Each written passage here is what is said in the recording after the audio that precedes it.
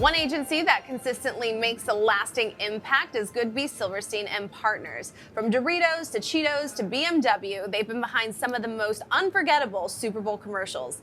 Joining us now to discuss this year's big game and the ever-changing world of Super Bowl advertising is Margaret Johnson. She is the Chief Creative Officer at GSMP. Margaret, it's great to have you. Thanks for having me back. Absolutely. So you're here in New York City with some major news announcements. Talk to me about what goes into creating such an iconic, lasting, and successful Super Bowl ad. You know, there's two pretty basic things, really. We try to keep things super simple. People are at parties, they're with their friends, there's a lot of distractions, some people are on their phones, so keeping things simple is really important.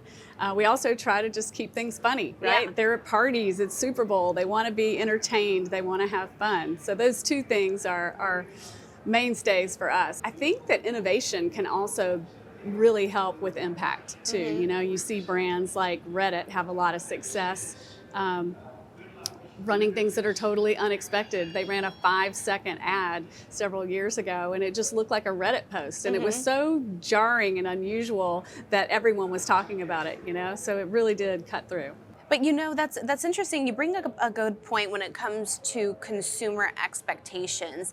It's constantly evolving, constantly changing. So it's about striking that perfect balance, right? How do you strike that perfect balance when it comes to incorporating humor as well as being innovative, but also conveying the messaging that your client wants or needs? Well, it's funny because it's not just about the Super Bowl commercial anymore, right? You need a full 360 campaign.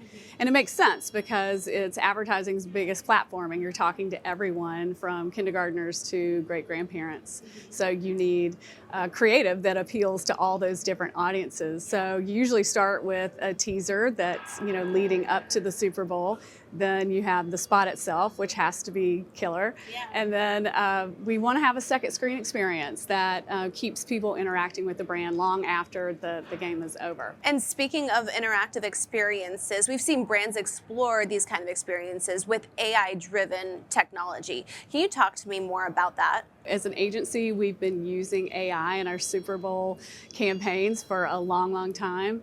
I'm thinking back to 2020, I think was the first time we were doing a spot for Cool Ranch Doritos, and we had a great commercial. We started with an homage to the good, the bad, and the ugly, and instead of a shootout, we had a dance-off with Lil Nas X and Sam Elliott. And we wanted a second screen experience that let consumers actually get in on the fun.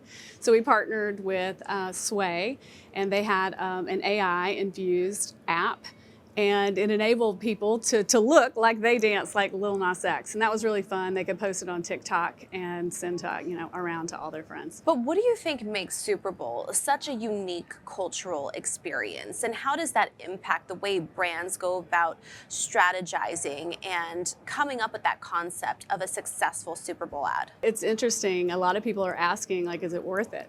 Right? It's very expensive to advertise on the Super Bowl. This year it's between $7 and $8 million for a 30 seconds. Spot. That's right. That's right. So, you know, then you have to think about the audience, and this is the largest collective viewing experience that we have left.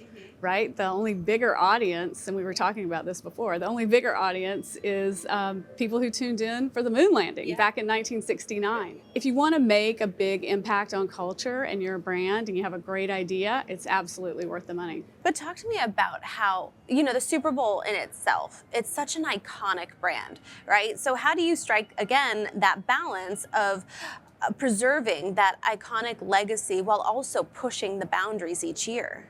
Well, when you say legacy brands, it immediately makes me think of Budweiser. I think we all have those brands that we're like, okay, what are they going to put on the Super Bowl this year? And Budweiser's definitely one of them. We're all wondering, okay, what's the Clydesdale spot going to be?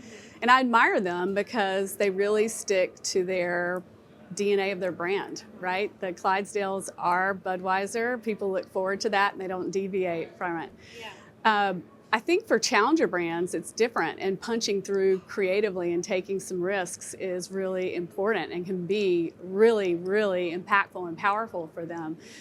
We have a a brand, Sam Adams, that we've done this with quite a bit. There was a year when Budweiser decided they weren't going to be on the Super Bowl, and we were super opportunistic and jumped on that and did a parody of the Clydesdale spot. And we took Your Cousin from Boston and had him unhitch the Clydesdales and let them run wild and create havoc in the town. And it was a huge hit.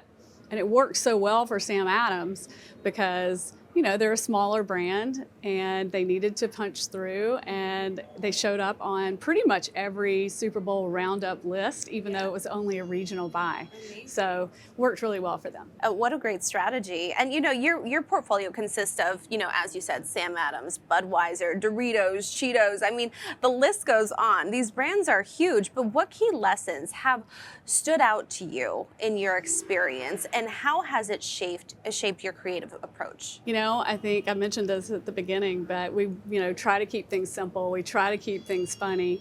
But the last thing is you have to make things that people actually care about. Yeah. And that's what's going to keep you relevant. Amazing. Well, we look forward to seeing more good things ahead. Thank you so much for joining me today on Taking Stock, Margaret. Thanks for having me.